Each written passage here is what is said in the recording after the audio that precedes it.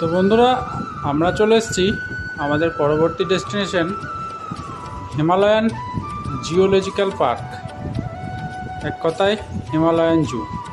তো চলো ভিতরটা ঘুরে দেখি।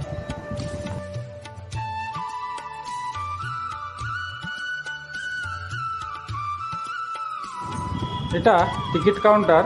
এখানে প্রবেশ মূল্য জনপ্রতি 110 টাকা করে।